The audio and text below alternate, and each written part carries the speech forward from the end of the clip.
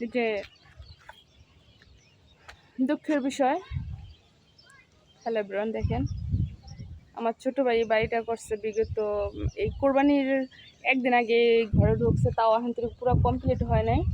মানে 2 দিন আগে ব্যালকনির কাজ করছে, দেখেন এই যে দেখাইতেছে দেখেন। কিন্তু এটা করলাম একবারে নদীর কূলে।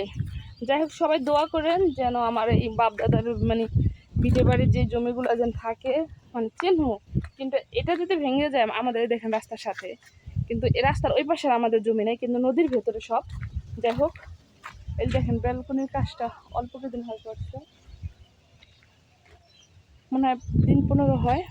যাই হোক, আর এখন একবারে নদীর সর্বনাশ, পদ্মা নদীর পাশে এই যে দেখেন দেখা যাচ্ছে নদী, এই যে নদী দেখছেন। অনেক দুঃখের বিষয়, কারণ অনেকে মানুষের স্বপ্ন দেখে একটা ঘর বাড়ি করে, কারণ আমাদের বাড়ি তো কাজিরহাটও আছে। যাই হোক, তারপর নিজের এলাকায় করছে, সব ভাই বেড়াদার চাচা, মানে বংশ সমাজ, মানে সব কিছু মিলিয়ে তো মানুষের একটা বসবাস, তাই না?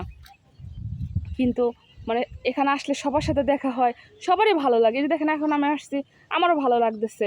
কিন্তু দুঃখের বিষয়, কিন্তু এভাবে যদি নদীতে বিলীন হয়ে যায়, তা আমরা কি আর কেমনি কি করবো জানি না।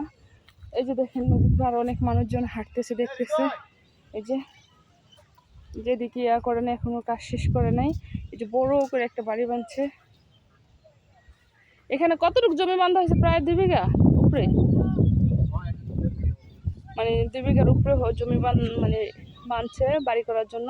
কারণ এখন এইটা আপাতত ছোট বিল্ডিং করছে, তো পরে বড় বিল্ডিং করবে, বেড়িবাঁধ হবে, ভাই বেড়ার দেশে আসে, মানে সবাই কাজের হাত যা থাকে তো আমার বাবা মা।